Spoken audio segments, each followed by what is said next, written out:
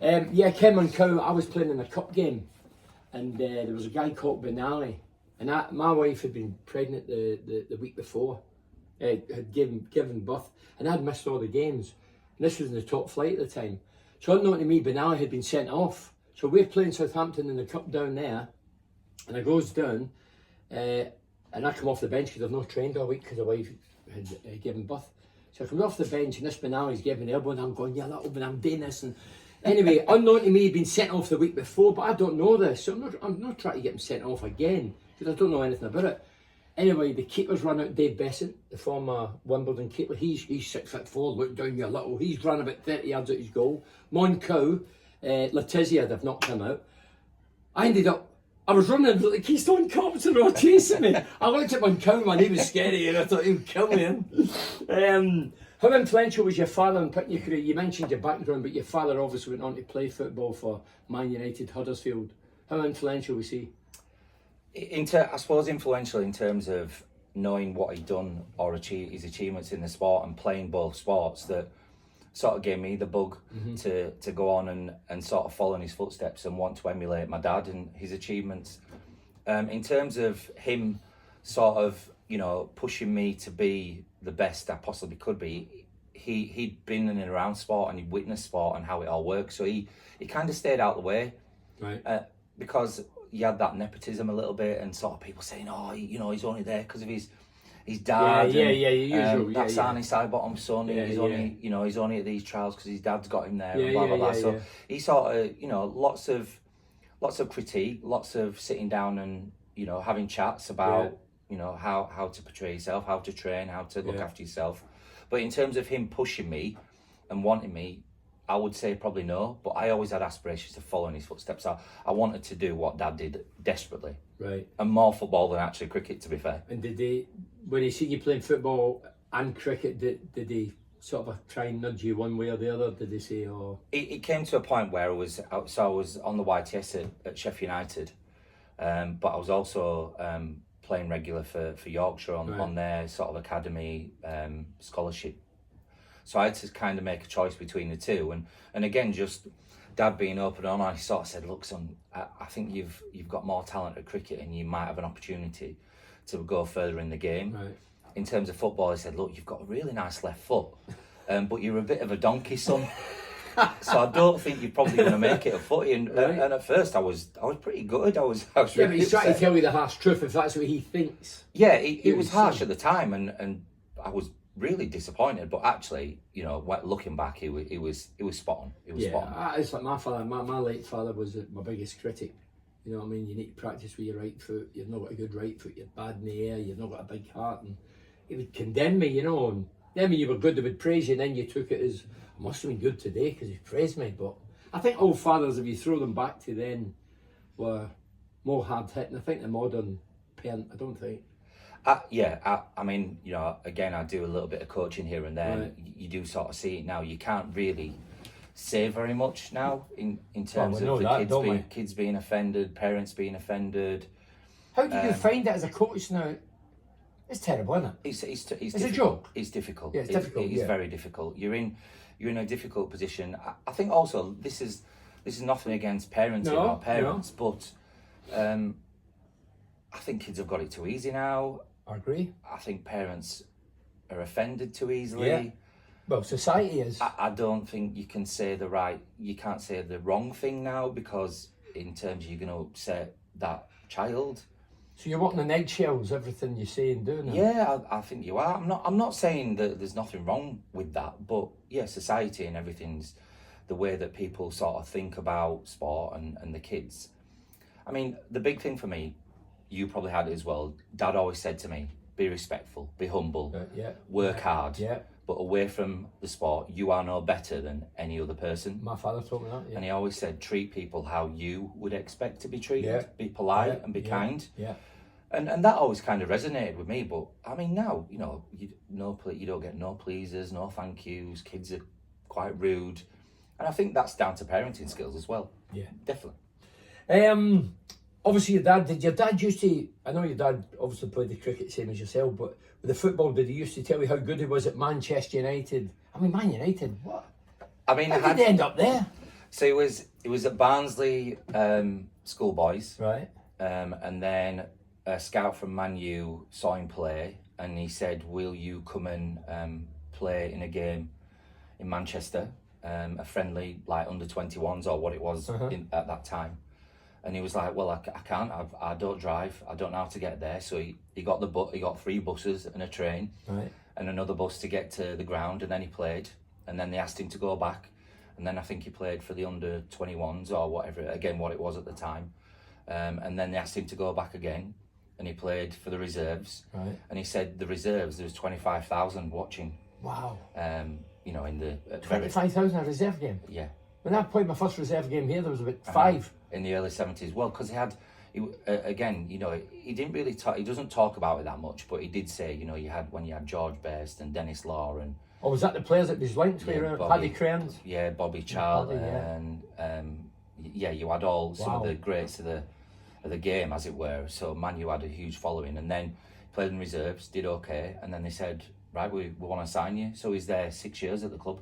Right, wow. He was a centre half, wasn't he? Centre half. He basically said, I wasn't very good, but I used to stop those that were good at. He must have been good. You get to Man United with those players you mentioned. You must have did something for sure. So yeah, I've still to this day got all his, you know, now he's got all his scrapbooks. Yeah, do you keep all the all the you know, and cups? sometimes I've shown them to my kids, and you know, this is Grandad, and this is what he's done in the game, and he played for Man United, and. Have you kept all your scrapbooks throughout your career? Yeah, I've kept. I mean, I'm not one for keeping loads of stuff. I've kept all the, you know, the World Cup medal I've got, and a few of the little bits and pieces, and my first England cap. But yeah, I've got scrapbooks, so I've kept them all. They're all in the garage in a box somewhere. But I'll show them to my kids, and hopefully my kids will show them to their kids. And yeah, when I first started, I started Northern League. I climbed the ladder: school, football, secondary, amateur. Junior, they call it non-league here, and then senior. And I remember I joined Morton, I was only about 17, 18, and I was playing a reserve game, and one of the first team players was kicking the ball to me. He was a Jehovah's Witness. Don't know why I'm saying that, but he was talking about Jehovah. Oh, do you know I'm a Jehovah? I went, yeah, no problem with me, Badger. His nickname was Badger. He went, do you keep scrapbooks? We're passing the ball in the warm-up. Do you keep scrapbooks? I went, no, scrapbooks, you're joking. After Council Estate, I'm not going to keep scrapbooks about my career. He went, listen, a bit of advice. If you've got sons down the line, they might wish to, and that put me in the mode. And I've got everything I've done, I've put up in the loft, but they're all there because I've got 2 boys, and I think it's quite a good thing to have and reflect and look back. And good or bad, I kept them.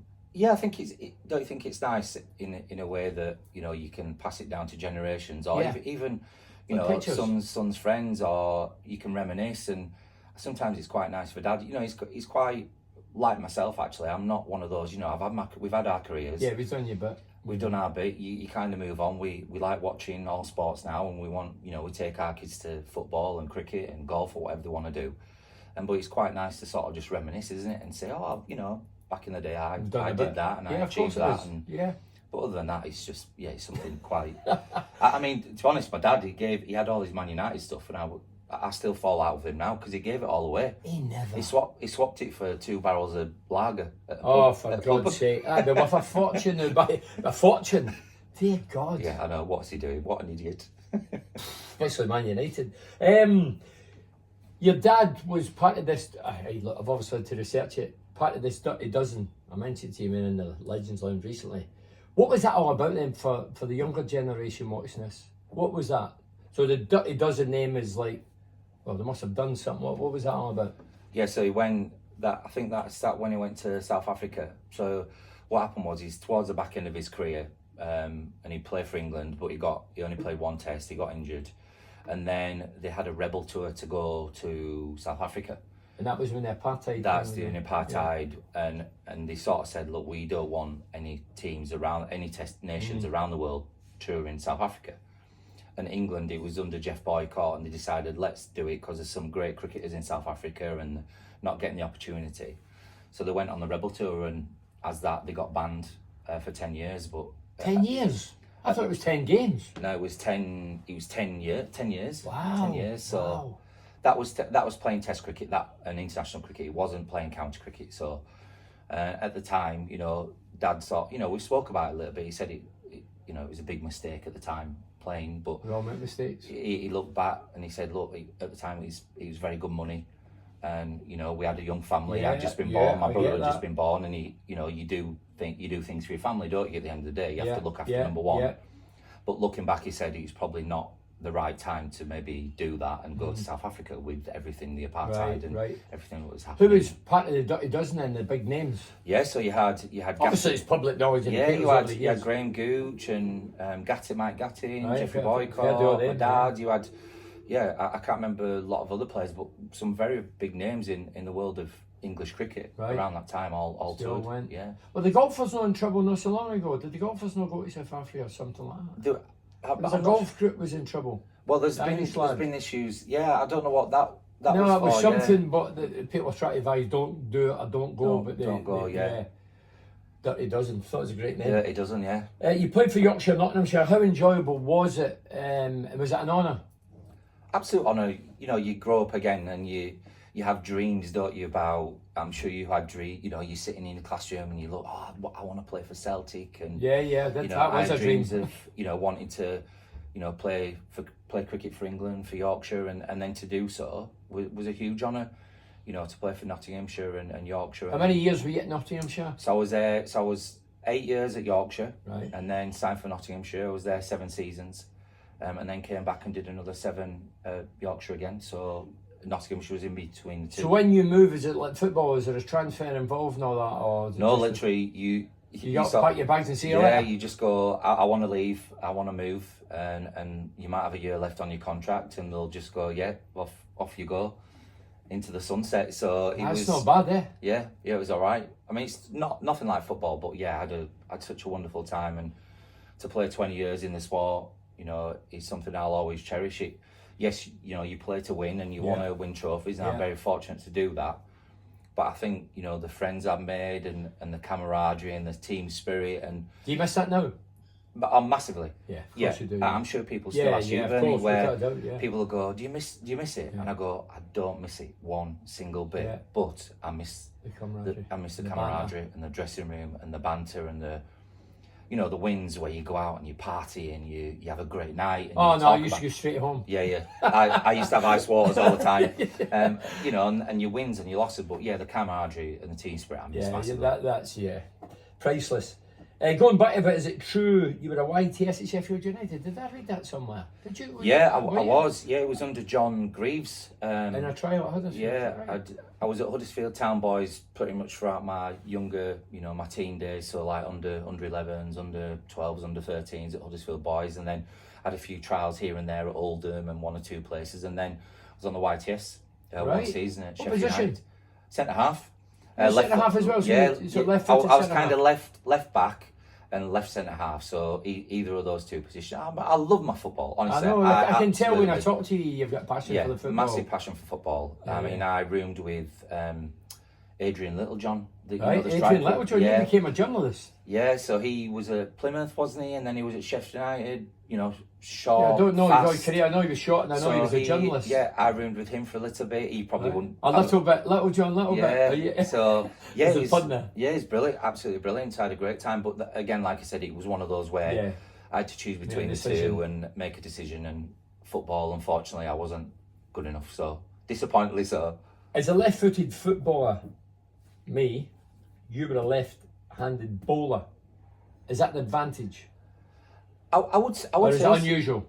It's different, isn't it? I think so. Probably when you played, you probably wasn't many still not a lot of left footers now. When I first burst onto the scene, there wasn't a lot of left armers around the world, let alone in England, around the world. There wasn't many left arm swing bowlers, so certainly it was a little bit of an advantage. Yeah, first and foremost, because it's something that right-handed batters, I would say, don't face it regular. So I was quite lucky in that sense as well too. So when you're throwing the ball, obviously it comes at a different angle, different variation, different angle. So it was, you would try and use it as a little advantage. It was unusual, definitely. It was unusual for me. If I coach 100 kids today, probably 97, 98 will be right-footed. Naturally right-footed. And what about two-footed? Do you get many of these days that are two-footed? I think kids try to, obviously they're taught at a younger age now, try and use both feet. But I always say, Maradona only had one. They left 6 England players in their arse. Remember in the World Cup? Not bad player, was he? And they've got cheated saying that same game, hand of God, away. Come on, use English, wait, that. Yeah, he's so good though, wasn't he? So do you know I met him? No, I was with the Republic, just quickly, I know this is for you. We're with the Republic, we're playing Spain. I'm in the squad and we've did a training session and we've come out of this sort of a caged area. And we've came out and there's guys like Paul McGrath, John Aldridge, Ronnie Whelan, Patty Bonner, all big names in England. All big names in England, all playing for the Republic. And we've come out and we've boarded the bus. And just at the time, just as we boarded the bus, somebody went, there's Maradona. And he's walking towards the bus into the cage we've come out. No cameras in. And he's done that and waved with his wee burly chest. Oh, the lads are I know, Maradona. And he went in, and I always remember him. The lads are going, just hold on, let's make sure it is Maradona. And he got the balls out. And the goalkeeper, he's with a goalkeeper and like a bodyguard type thing. The goalkeeper went over there to put his strappings on, his gloves. While he was doing that, he was getting the ball and by the post. Over the bar, and the lads are going, that's not fucking Maradona. Then the goalkeeper went in, he was going, top corner, let's go. But that was the nearest I got to Maradona. He's the greatest player I've ever seen. He played in an era where you get kicked topped. Have you seen some of his stuff where he's getting kicked? Well, I've got some of the George Best videos, and where they used to try and chop him down, he'd just carry on running, and with his socks rolled down, and no shin pads, and crazy. Mark McDonald, who I did the Legend show with, former Newcastle and Arsenal centre forward, he says that George Best the best player he ever seen. Yeah, Dad said the same. Dad said he was just phenomenal. Said he was just a genius. You know, that is used. I suppose legend and genius is used quite. Just probably too often now. But he said he was an absolute genius of a. Just a pity his career gets cut short because of his alcoholism and such a shame. He finished about 27, something outrageous. Never really played in the World. Well, he never played in the World Cup. Yeah, I mean, Dad said to me he was a legend of a. You know, you're probably saying you play with loads of characters and different personalities, but you always liked the people that were down to earth, and he said he was a lovely bloke as well, really nice man. Well, I know Paddy Crane, I've known Paddy for years. He's related in some way with the Irish connection, but I see Paddy when I go to Old Trafford. I go there once, twice a year, and Paddy says it was actually shy. He was actually shy. Yeah. Maybe the drink was a cover-up. Yeah. You can't believe a guy like him was shy. It, can you? Quiet and shy, reserved. Name me a few drinks and a few women and that.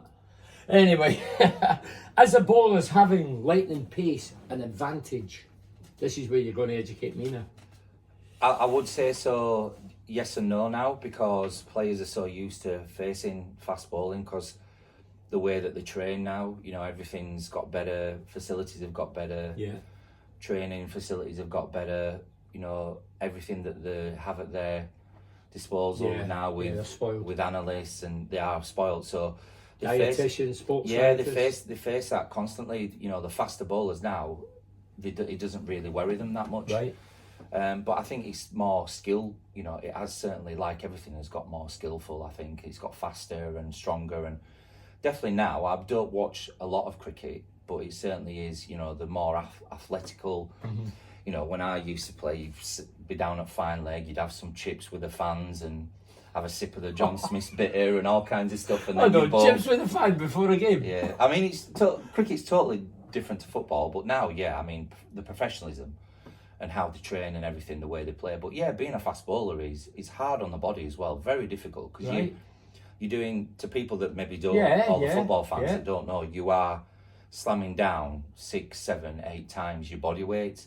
So that's going through your ankles, your knees, your legs, your back. Right. So to be a fast bowler or be a bowler is very, very tough on the body.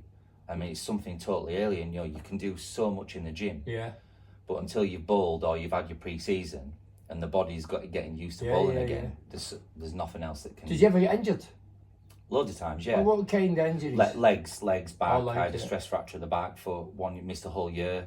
Wow. Of cricket, just again, you know, the bones are constantly being smashed.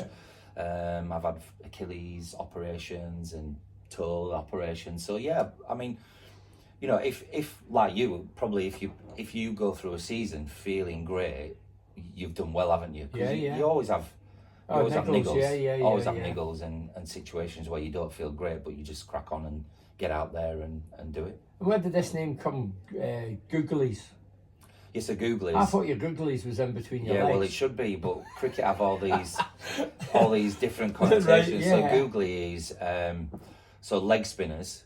They can bowl a googly. So rather than it turning from leg to off, it comes out the back of the hand and it spins the other way. So it's called a googly because it's supposed to bamboozle and googly the batsman. So that's where googly came I from. heard googly, I thought. Do you still use that now? Yeah, all the It's time. not classed as offensive now? No. In the modern world? No, it's not offensive. Not yet, anyway. No, yet. Not yet. You're probably Not yet. off In now, another 5 years, it might be.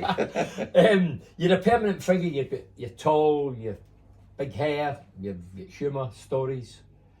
Tell us some of the funny stories you must have come across. I mean, my day in the dressing room, I used to go to get my boots off the floor. Somebody had nailed them to the floor. Couldn't get them up. And then other days you come in, put your collar and tie on after the game, somebody's clipped the end of your tie. Or you come out the communal bath. Did you have a communal bath? Yeah. Great days, weren't they? Oh, communal baths were the best, weren't absolutely they? brilliant. Yeah, Brilliant. I love the old communal bath. Couple of beers in the bath after a win. Yeah, but with even the our boys. lads used to Awesome. beers in the bath, yeah. What was one of the funny stories? I mean, similar to you, you know, you have the characters in the dressing room, and there'd be loads of times the coach would leave the dressing room with, he'd come in his suit and tie, and then he'd have to leave in his tracksuit because someone had snipped his tie, his jacket, his trousers, his underpants, his belt, his socks. Yeah. And but one of the, I mean, there are stories that I can't allude to. No. One of the stories we're in India touring. I was with England A, and we were playing India A, but they had Rahul Dravid playing and MS Dhoni and some greats of Indian cricket who was playing Test cricket at the time, and they were batting first and they were 320 for one. So I was on the bowling side, so we'd kind of let the team down. They were only 1 wicket down. So that night we decided, let's as a bowling group, let's go out, let's have a few beers, lads, because we're getting hammered already. Yeah. And then we decided, let's all have the hottest curry on the menu. Right. All of us together, Right. and we've got to eat Everybody has to eat it. and we've all got to eat it, and you've got to eat every drop, however long it takes. And then we'll see who runs off tomorrow. Literally Runs off with the trots. Whoever goes first has to buy tomorrow night's evening meal and buys all the beers and everything. Right.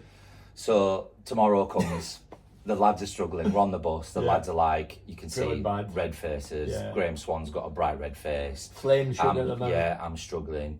The lads on the field, we're warming up, we're doing fielding drills, the lads are running off, going to the toilet. But it was when we went on at 11 o'clock. So 11 o'clock came and I'm bowling the first over. Right.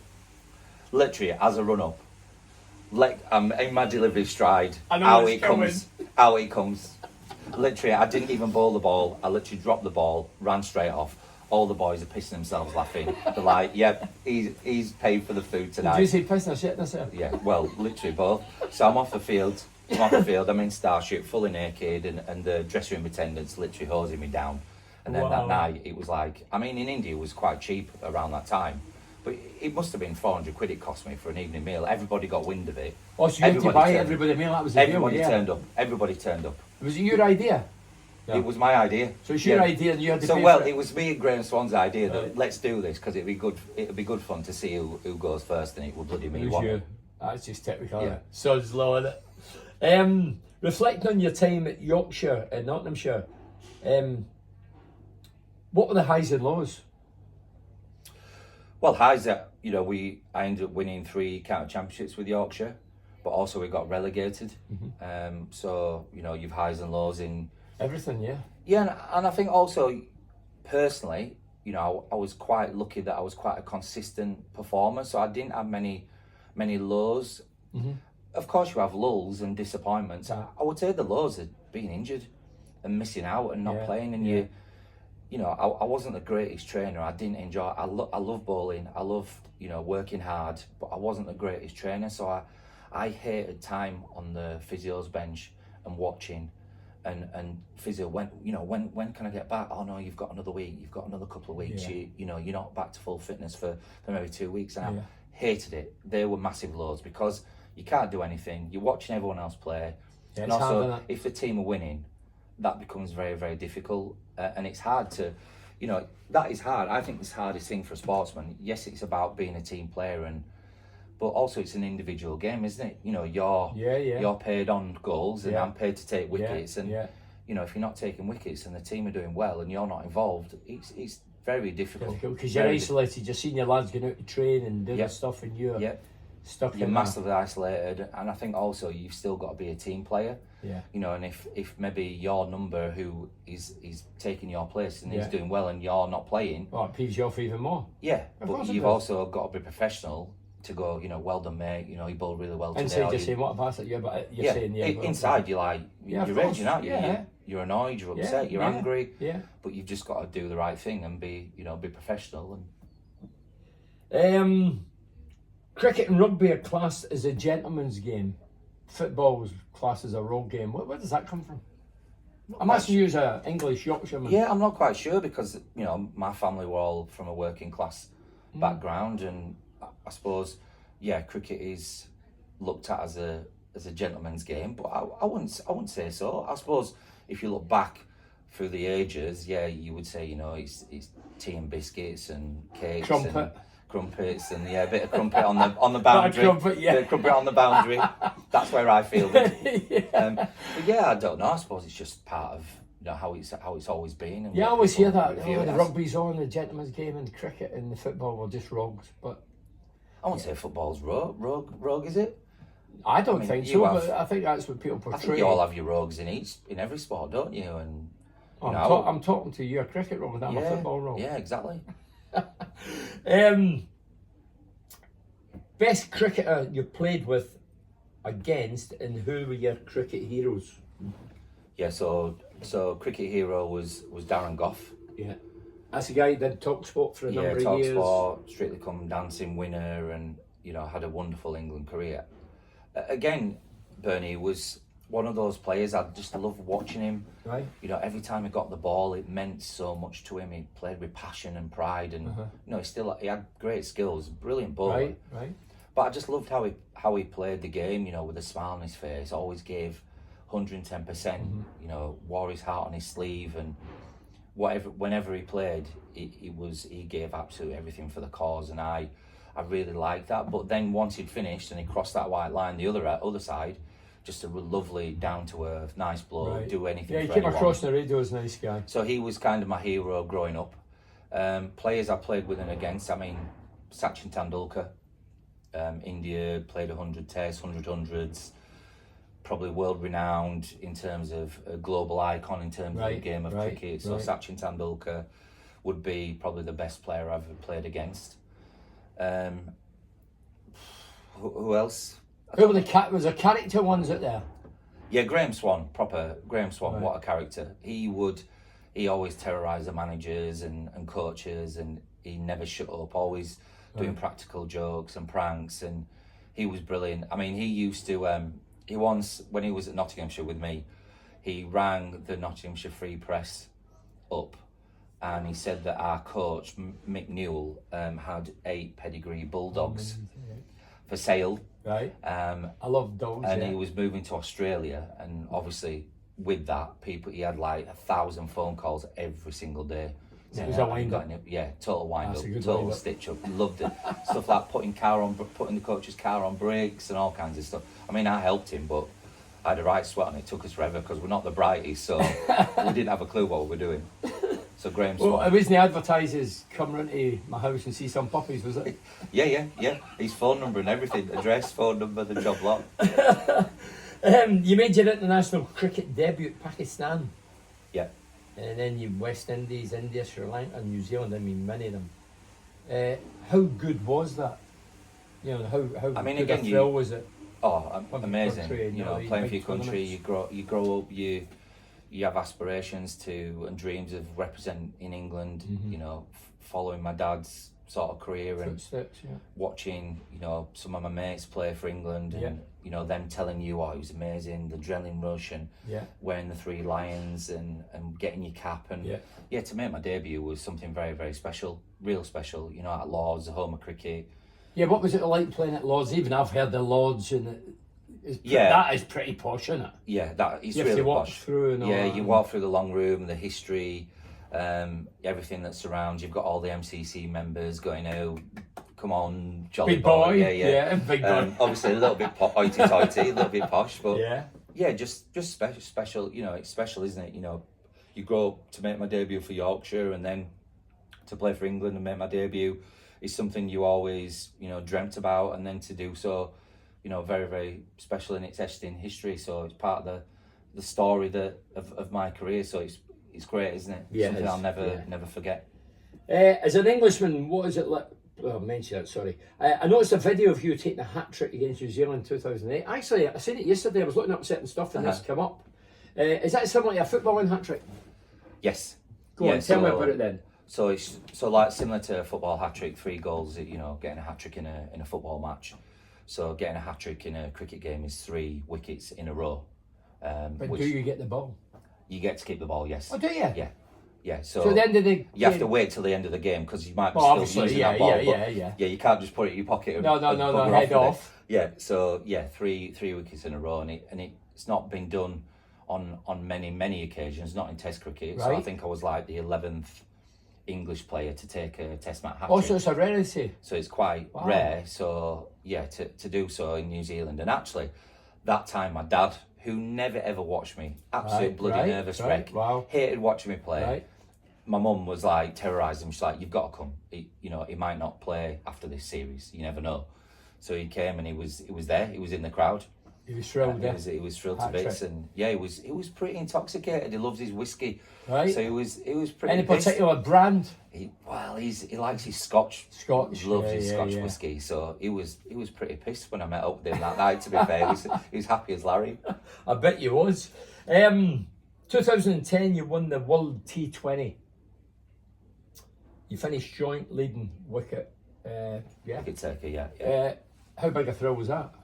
I mean, if people ask me, one, you would say play, you know, just the camaraderie and the team spirit, but to win a World Cup, you know, doesn't come around very often for many people. Yeah. So to be able to be part of that team, to win when actually no one gave us a chance, it was one of those where we just the team you just spirit, making up the number supposedly. And the team spirit and the camaraderie and just how we played and the brand of cricket and the attacking nature. It was just a wonderful tournament, and then to actually win and beat Australia in the final was something amazing. So again, you know, I've got my World Cup winners medal at home, and I thought you had it around your neck. Somebody told me you wear it every day. I would never do that, Birdie, honestly. My wife would. Oh, that's just a medallion. Yeah. But yeah, it's nice, isn't it? I mean, again, you know, it's been and gone. It's nice that people still mention it and talk about it, and people still come up to me this day saying, "Oh, I was there, and you know, it was brilliant, and you were brilliant," and that's, you know, it's really lovely, isn't it? But at the end of the day,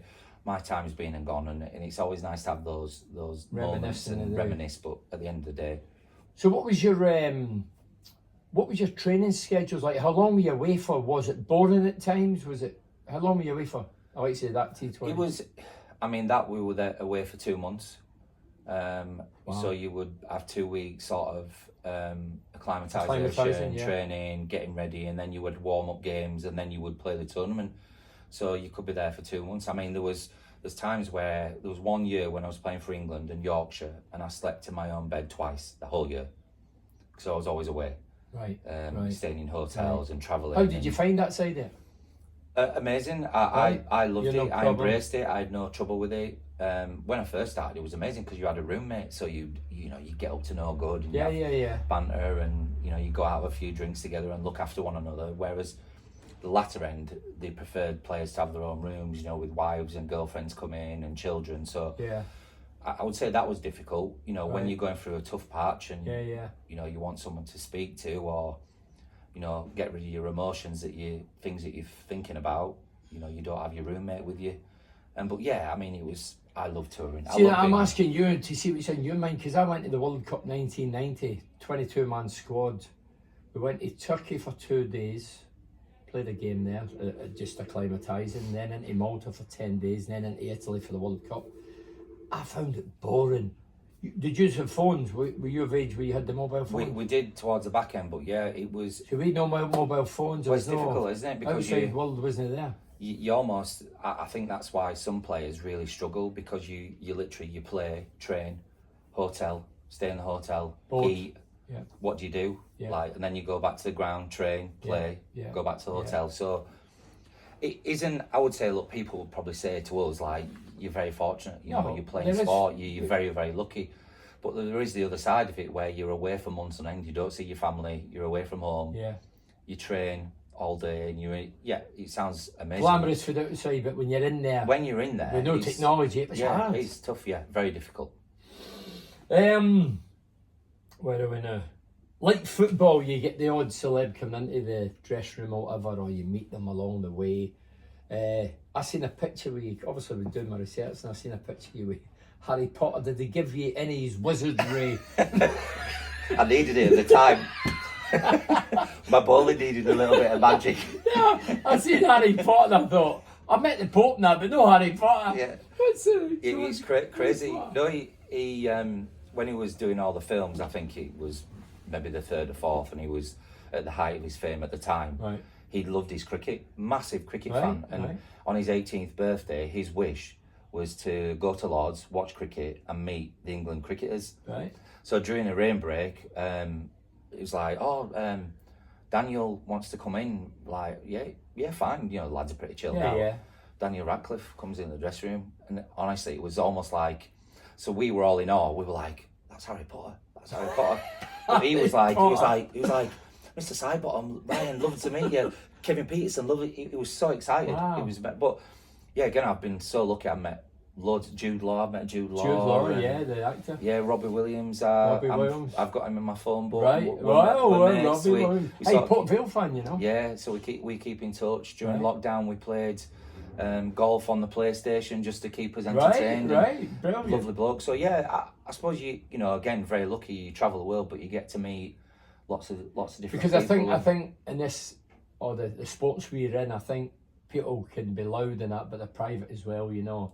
If you say something, you're not going to repeat it to the outside, and that's where the trust and that comes for you.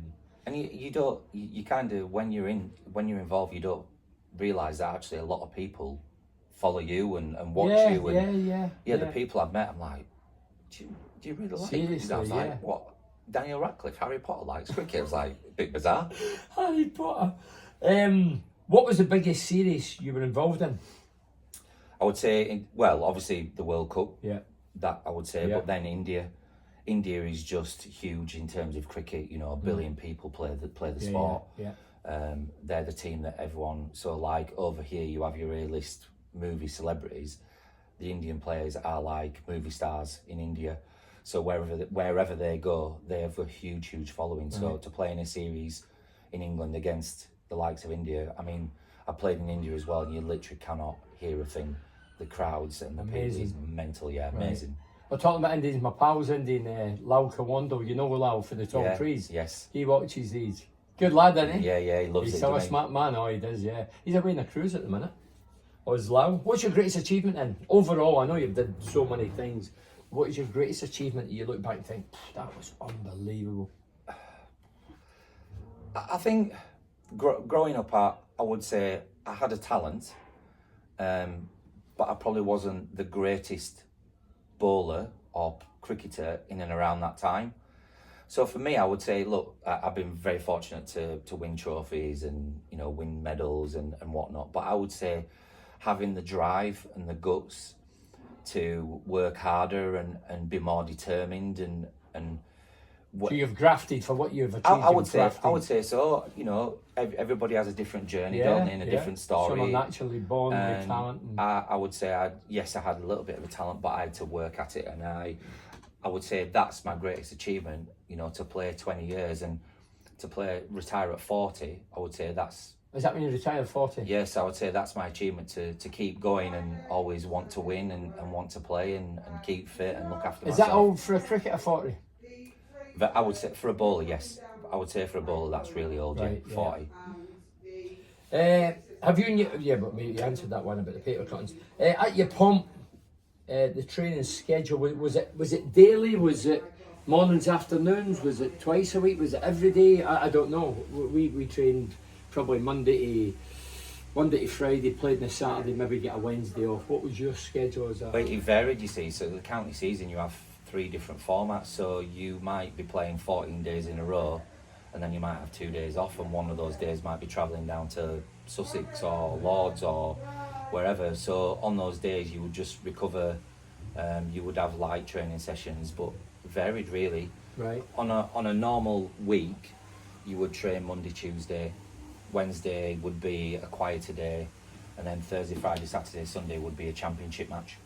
Would you train with the bat and the ball and everything else, or do you actually do endurance runs and doggy runs, shuttle runs and things? I mean, you do that more pre-season and winter. Right, okay. You would have S&C, strength and conditioning, who would keep you ticking over, keep your strength up, but generally you would just bowl, bat, and just keep the skills Right, up, because right. during the season you're playing, you know, out of 7 months you're playing all the time, so to try and fit the skills in and fit fitness in, it's very, very difficult, and then Right. you're travelling, so cricket's very different to probably other sports. Well, that's why I'm asking. I find it fascinating how you different sports and different. You'd almost have to look at days where you'd have to just, you might not train, you just look after the body, because you know you could be bowling maybe 10 days in a row, so you just make sure you Right. look after yourself, ice baths and stretching and different things. Or the old to- ice baths.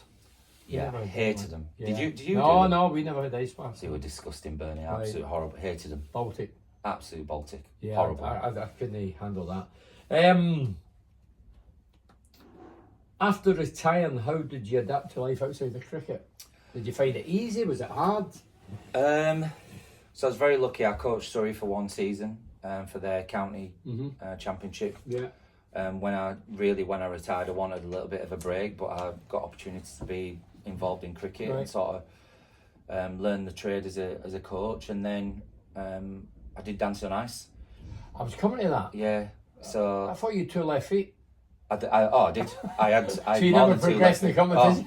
competition? Well, how on earth, my wife said, how on earth you got to week 7? So I got to week 7, so I got Did you quite get, far in I there. mean, I don't watch my wife watch it, but I definitely had 2 left. How on earth I did it? Because as a cricketer, I'm not the brightest. I'm pretty thick, to be fair. well, And you're just you've running met straight your lines. match. You've met your match. You're running straight lines, so then to have a partner to do a lift and lift her up and throw her around and then do your routine to music, I found it so difficult. It was so You must hard. have been right out your comfort zone. Massively out of Yeah, yeah. Yeah, I mean, again, you're doing something different, so I enjoyed the training side and doing... So when you were initially asked, did you think, is this some kind of joke? Well, when I was asked to meet the producers, so I met the producers, we had a chat, and then 2 weeks later they said, oh, we'd love to have you on the show. And I was like, oh, great, you know, I was doing something different. And then it kind of dawned, I was like, oh my God, you know, I'm gonna be wearing ski ice skating boots, and Yeah. I've got to train every day again, and then I don't know what I'm doing. Mm-hmm. So my mates, I told my mates, and they just burst out laughing. They were like, thought it was hilarious. They were like, we can't wait to watch it. Wow. More for comedy value. Always than I knew actually- you then had to be Yeah, glued to it. yeah. Yeah. So you enjoyed it anyway, and you Yeah, it got was great to fun. Yeah, it was great 7th fun. week. Yeah, week 7. Yeah, I was in the bottom 2 a couple of times in the skate offs, but yeah, I got to week 7. So How did you find the judges' comments? There's always one that's fairly close. Yeah, there was Jason Gardner who sort of told you how it was, but you know, when you're in a sporting background, You used to. I've been used to, told, yeah, I've been hammered, called yeah. this and called Yeah, that, yeah. and you've done this. And I've been pinned against the wall. Oh yeah, yeah, so have I. So actually, his comments were just water off a back duck. Yeah, really. yeah. Couldn't care less. I noticed that you says, I've seen a wee clip where you says you suffer from depression. I did as well. I went through a wee stage, and I always thought depression was when they say, oh, Peter's doing well and Peter's getting money, and that's nothing to do with it. What do you think? How did you get involved in it? How did you sort of... So I do a lot of charity work for mind and mental health Good. now, Good. just promoting it, because when you're in an environment where you constantly you have that adrenaline rush and you're with your mates all the time, and you know what you're doing from morning 8 in the morning everything's till planned, yeah. 9 at night. You know what you're eating, you know where you're going, you know you've got that structure, and you have the drive to be the best version of yourself, and you know, try and be the best player in the team. Yeah. And I think when it's all gone, that structure's gone. You also then, there's worries about life and commitments and mortgages and supporting family, and all of a sudden you go from doing so much to doing very little. And I struggled with just the missing the team spirit and the camaraderie, and you know, I would have worries about what am I going to do now? Where's my self-esteem? How did you feel within then?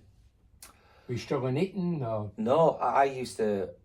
So you know, when you're out in the middle, you have that desire and you're in the battle, aren't you? An adrenaline rush, and I found that difficult. Being at home, I was very emotional. Like in the morning, I'd be very grumpy and angry and annoyed at nothing, absolutely nothing. And then in the afternoon, I'd be very emotional and upset and like I wanted to cry. It went over a number of months, and I was still doing stuff. I was still busy, but I just couldn't understand and function properly, and I'd be really upset over nothing. And it was just my wife, you know, when I met Maddie, who probably 6 years ago, she said, you probably need to go see someone and have a chat about it. And I didn't want to, as a bloke and a big bloke and a Yorkshireman. You know, the dad, you know, your dad's coal miners. You do view it as like, oh, no, that's weakness, isn't it? You know, sort of that's not showing that you're struggling, and which is not true. No. But yeah, I went to see a doctor, and they sort of prescribed me with tablets, and then I do see a counsellor to just to talk how I'm feeling on specific days, and how's your week been, and I found that's really helped sort of talking wise, and I don't mind talking about it. No, I'm asking you because I've experienced. I had a book out years ago, and I put it in there to try and help people. I'm like you. I'm pretty eccentric. Love a laugh, joker. Love my music. And I had a spell where I wasn't getting out of bed in the morning. I wasn't eating. I wasn't training. I didn't want to see anybody. And I was getting dragged out of bed every day, and I had this for about 2 or 3 months. And then, like you, I had to go and see somebody to say, what was the problem? Felt some days you're dying, you're down, and no matter what's going on, you weren't part of it. You were sort of on a different planet to everybody else, you know. I'd go walk with my mates and no say a word. Inside, I'm still frail and mad, innit? Yeah. I mean, you look like Jack the Lads, live life to the full, but there was a time when, and I thought, dear God, what's happening? But so I've experienced it. So now, and there's cricket players of the past I've experienced it. I can't remember the lad a few years ago. He was at some airport and he'd never got on the plane with the England team. They said him heading home or something. Yeah, it was Marcus Trescothick. Right. Who, and I think it's nice to sort of. I mean, I've had loads of lovely messages now on social media, because I put bits on there, and I did do a post where I showed a picture of my pills that I've been taking. Right. And it just sort of levels me out, and I am generally a happy-go-lucky, down to earth. I love a laugh. I love going out. I still love having a few beers and going out with the boys and watching my football. But there was days where I couldn't put my finger on why I was feeling so down. I didn't need to, but it's how it is, isn't it? And of course it is. It's nice to sort of give back. But then when you come out of it, you can talk about your experience to other people who's... Yeah, and I get messages from people saying, oh, thank you for coming out, and I've decided to go see the doctor, and I've had feelings where I'm not feeling great, and I'm not speaking to my kids, and I'm just I'm upset and angry all the time, and it's just nice to sort of give back and just tell my story, and people can maybe relate to it. Yeah, I found that when I did the book, I put it in there, people would approach me who I've known for years and went, I've had that. But they never mentioned it. Yeah. Because you mentioned it, they feel more, you know what I mean? You feel a bit more open. Yeah, but it's better to exactly get there. You appeared also on The Chase. How did you end up there? You must be a clever lad. You say you're not very clever. You must be like Einstein. I'm not. The Chase, I've never watched it, but I know what it is, and I know it's a programme where you take on some male or female. So again, just, very lucky to sort of play professional sport and go on dancing on ice and be in the public eye a little bit. So I got asked, would I go on Celebrity Chase? So I went on, and then I was third out of the 4. The 2 before me, Mark Chappers, who does sport. Yeah, I've seen him. Yeah. He got $7,000, and then Gillian Joseph, who she's a Sky News presenter, she got back and then there was Fred Macaulay, the Scottish comedian, Right. and he was Hey, fourth. they're all So comedians in Scotland. so I was, yeah, obviously. So I was next up, and I was like looking down, thinking to myself, I'm definitely the thickest out of us four by Is a that what you were country mile. thinking? So I was like, I'm just going to go for it. I'm just going to entertain, and I'll go for it. So I went up, and you asked questions first, and I got 5 right in a minute, and then I got $5,000 for the middle bit. Right. Then they said $100,000. So they offered me $100,000. I got to find out afterwards, like $100,000, like 100 runs. So I thought, I'll just go for it. It doesn't matter, entertain. You know, if I get knocked out, so be it. But it's for charity. And I ended up beating the chaser. I got back. You beat the chaser? Beat the chaser. Wow. We all got back. All 4 of us got back, and we won $116,000 All for charity. Charity, and we all shared, I think, $29,000 each. So it was Brilliant. such an amazing. Oh, that's brilliant. So it's Yeah, nice that's a to do good things story. like that, isn't it? You get married, you touched on it earlier, you get married during the COVID. Who do you think you're? Boris Johnson?